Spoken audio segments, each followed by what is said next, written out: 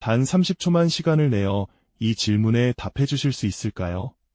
당신에게 가장 깊은 상처를 준 상대, 가장 끔찍한 원수와 손을 맞잡고 새로운 미래를 함께 그려나갈 수 있을까요? 어쩌면 불가능하다고 생각할지도 모르겠습니다. 하지만 역사 속에는 도저히 상상할 수 없었던 화해를 이뤄낸 놀라운 이야기가 존재합니다. 수많은 세월 동안 피로 얼룩진 전쟁의 포화 속에서 서로에게 깊은 상처를 주고받으며 증오의 골짜기를 끝없이 파내려갔던 두 나라, 프랑스와 독일이 과연 어떻게 단번에 가장 가까운 친구가 될 수 있었을까요? 오늘 우리는 단순한 역사적 사실 나열을 넘어 인간 본연의 감정과 선택이 어떻게 거대한 역사의 흐름을 완전히 뒤바꿀 수 있었는지 그 놀라운 비밀과 극적인 여정을 함께 파헤쳐 볼 겁니다. 오랜 시간 동안 유럽 대륙의 중심에서 프랑스와 독일은 그저 이웃나라가 아닌 숙명적인 라이벌이자 서로에게 칼을 겨누는 적대적인 관계였죠. 이 두 나라의 관계는 마치 메비우스의 띠처럼 끝없이 이어지는 갈등의 굴레와도 같았습니다. 중세시대부터 시작된 국경 분쟁과 영토 다툼은 끊임없이 이어지며 양국 국민들의 의식 속에 깊은 불신과 적개심을 뿌리내리게 했습니다. 특히 알자스로렌 지역은 그야말로 양국 간 증오의 상징과도 같았죠. 지도 위에서 국경선이 마치 살아있는 생물처럼 이리저리 움직이며 주인이 바뀌는 동안 이곳 주민들은 강제로 언어와 문화를 바꿔야 하는 비극을 겪어야 했습니다. 이 지역을 누가 차지하느냐는 단순한 영토 문제가 아니라 양국의 자존심과 국력을 상징하는 핵심 쟁점이 되었던 겁니다. 19세기 중반 독일 통일을 꿈꾸던 프로이센의 비스마르크는 프랑스와의 전쟁을 피할 수 없는 통과 의례로 여겼습니다. 결국 1870년 프로이센 프랑스 전쟁이 발발했고 프랑스는 뼈아픈 패배를 맛보게 되죠. 이 전쟁의 상흔은 프랑스인들의 가슴에 깊은 멍울로 남았습니다. 특히 독일 제국이 프랑스의 심장부인 베르사유 궁전의 거울의 방에서 승전 선포식을 거행하며 통일을 선언했던 순간은 프랑스에게는 지울 수 없는 치욕이자 복수의 칼날을 갈게 만드는 결정적인 계기가 되었을 겁니다. 이로 인해 양국 간의 감정의 골은 더욱 깊어져만 갔고 팽팽한 긴장감은 유럽 전체를 휘감았죠. 그리고 20세기 초 결국 그 긴장감은 폭발하고 말았습니다. 1차 세계대전이라는 인류 역사상 전례 없는 참혹한 비극으로 이어졌죠. 수많은 젊은이들이 참호 속에서 죽어갔고 베르댕 전투와 같이 폐허가 된 도시들은 끝없는 절망과 비극을 상징하는 거대한 무덤이 되어버렸습니다. 전쟁이 끝난 후 승전국 프랑스는 패전국 독일에 가혹한 베르사유 조약을 강요했습니다. 막대한 배상금과 군비 제한, 그리고 알자스로렌 지역의 반환은 독일인들에게 깊은 분노와 좌절감을 안겨주었죠. 이 조약은 평화를 가져오기보다는 오히려 새로운 갈등의 씨앗을 심는 격이 되고 말았습니다. 상처는 아물지 않고 골마 터질 준비를 하고 있었던 겁니다. 이렇게 프랑스와 독일은 서로에게 복수를 다짐하며 또 다른 파멸의 길을 향해 나아가고 있었죠. 과연 이 끝없는 증오의 사슬을 끊어낼 방법은 정말 없었던 것일까요? 하지만 그 질문에 답하기도 전에 인류는 또다시 더욱 깊은 나락으로 떨어지고 말았습니다.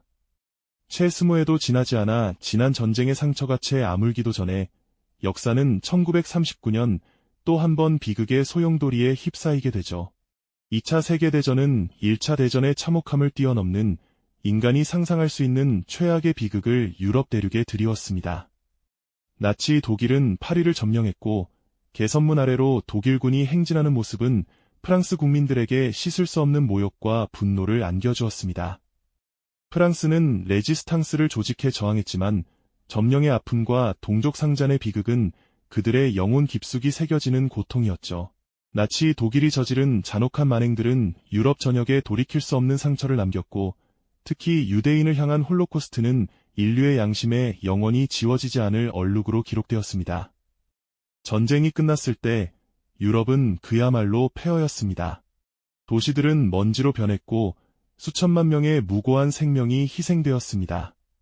프랑스와 독일, 두 나라는 서로에게 가장 깊은 불신과 적개심을 품게 되었죠.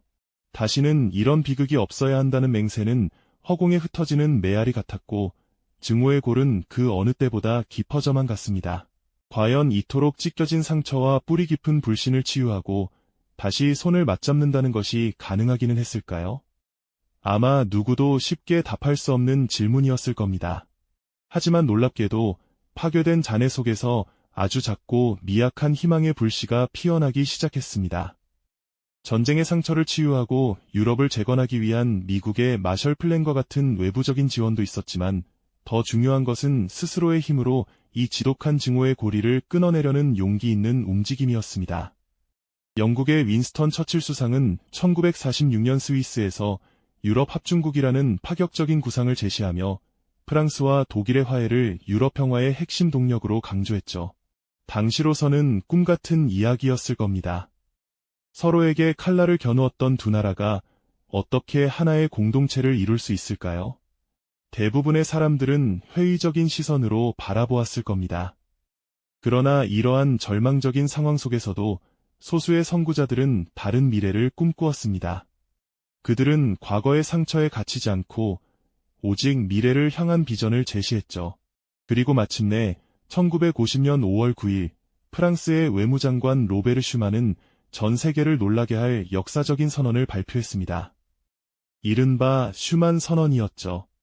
그는 프랑스와 독일 양국의 핵심 산업 자원인 석탄과 철강 생산을 하나의 초국가적 기구 아래 공동으로 관리하자고 제안했습니다. 석탄과 철강은 전쟁을 수행하는 데 필수적인 자원이었습니다. 이 자원들을 함께 관리한다는 것은 곧 서로를 공격할 무기를 만들 수 없게 함으로써 전쟁 가능성을 원천적으로 차단하겠다는 혁명적인 발상이었죠. 이는 단순히 경제적인 협력을 넘어 수세기 동안 이어져온 적대 관계를 종식시키고 새로운 신뢰를 구축하겠다는 용기 있는 결단이었습니다. 상상해 보십시오. 가장 큰 상처를 준 상대방에게 가장 민감한 자원을 함께 관리하자고 제안하는 것이 과연 쉬운 일이었을까요? 수많은 반대와 우려 속에서도 슈만 장관은 미래를 향한 굳건한 의지를 보여주었습니다. 그리고 이 제안은 서독의 콜라트 아데나워 총리의 전폭적인 지지를 얻게 됩니다. 이렇게 1951년 유럽 석탄 철강 공동체, 즉 ECSC가 창설되었고, 이는 결코 다시는 전쟁이 없을 것이라는 약속을 현실로 만드는 결정적인 순간이었습니다. 과거의 적을 미래의 동반자로 만드는 그야말로 인류 역사상 가장 위대한 화해의 드라마가 시작된 것이죠. 이렇듯 유럽 석탄 철강 공동체, ECSC는 단순히 핵심 자원을 함께 관리하는 것을 넘어 수세기 동안 이어진 대립의 고리를 끊고 전쟁 없는 미래를 향한 유럽 통합의 첫걸음을 떼는 아주 중요한 순간이었죠. 과거의 깊은 앙금을 딛고 용기 있게 손을 맞잡은 프랑스와 독일의 이러한 혁신적인 결단은 다른 유럽 국가들에게도 강력한 희망과 영감을 주었습니다. 마치 메마른 땅에 뿌려진 작은 씨앗이 점차 싹을 틔우고 튼튼한 가지를 뻗어나가듯 ECSC의 성공은 유럽 대륙 전체에 새로운 협력의 시대를 활짝 열어주었습니다. ECSC가 보여준 성공적인 협력 사례는 함께하면 개별 국가로는 상상할 수 없는 더 큰 번영을 이룰 수 있다는 믿음을 현실로 증명해 보였습니다. 사람들은 이제 석탄과 철강이라는 제한된 영역을 넘어 경제 전반에 걸쳐 더 넓고 깊이 있는 협력을 할 수 있다는 가능성을 확신하게 되었죠. 이러한 분위기 속에서 1957년 프랑스와 독일을 포함한 6개 국가는 다시 한번 지혜를 모아 유럽 경제 공동체, 즉 EEC를 창설하기에 이릅니다. 이는 상품, 서비스, 자본, 그리고 노동력이 국경을 넘어 자유롭게 이동할 수 있는 거대한 단일 시장을 만들겠다는 그야말로 인류 역사상 전례 없는 야심찬 계획이었습니다. 각국의 국경이라는 장벽을 허물고 경제적 울타리를 없애면서 회원국들은 서로에게 더욱 깊이 의존하고 긴밀하게 연결되는 운명 공동체 관계를 맺게 되었죠. 마치 한 가족이 공동의 목표를 가지고 함께 살림을 꾸려나가듯 유럽 국가들은 공동의 경제적 이익을 추구하며 서로의 발전을 끊임없이 도모했습니다. 이러한 통합의 여정에서 프랑스와 독일은 흔들림 없는 두 기둥처럼 든든하게 유럽의 중심을 잡아주었습니다. 수백 년간 서로에게 총부리를 겨누며 피 흘리던 두 나라가 이제는 유럽의 번영을 함께 이끄는 가장 중요한 동반자이자 핵심 동력으로 거듭난 것이죠. 이들의 굳건한 신뢰와 협력은 유럽 통합의 엔진 역할을 톡톡히 해내며 오늘날 유럽연합의 기틀을 마련했습니다. 이 시는 이후 1993년 마침내 유럽연합, EU라는 이름으로 더욱 강력한 정치 경제 공동체로 발전하게 됩니다. 이제는 단순한 경제적 협력을 넘어 외교, 안보, 사법, 환경 등 실로 다양한 분야에서 공동의 정책을 펼치며 하나의 유럽이라는 원대한 이상을 차근차근 실현해 나가고 있는 것입니다. 오늘날 유럽연합은 세계에서 가장 성공적인 지역 통합 모델 중 하나로 손꼽히고 있습니다. 국경을 넘어 자유롭게 이동하고 같은 유로화를 사용하며 때로는 국제사회에서 공통의 목소리를 내는 유럽 사람들의 모습은 과거의 지독한 적대 관계를 상상하기 어려울 정도죠. 프랑스의 상징인 에펠탑과 독일의 브란덴부르크 문이 더 이상 과거 대립의 상징이 아니라 평화와 번영을 함께 만들어가는 통일된 유럽의 상징이 된 것처럼 말입니다. 이러한 놀라운 변화는 단순한 역사적 우연이나 행운으로 이루어진 것이 아닙니다. 수많은 이들의 용기 있는 선택과 미래를 내다보는 해안, 그리고 끊임없는 인내와 노력이 쌓여 만들어진 위대한 결과이죠.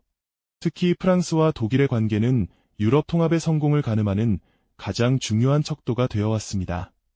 두 나라의 지도자들은 수시로 만나 깊이 있는 대화를 나누고 때로는 복잡하고 어려운 문제에 부딪히면서도 결국은 상호 존중과 이해를 바탕으로 합의를 이끌어내며 유럽의 미래를 함께 설계했습니다.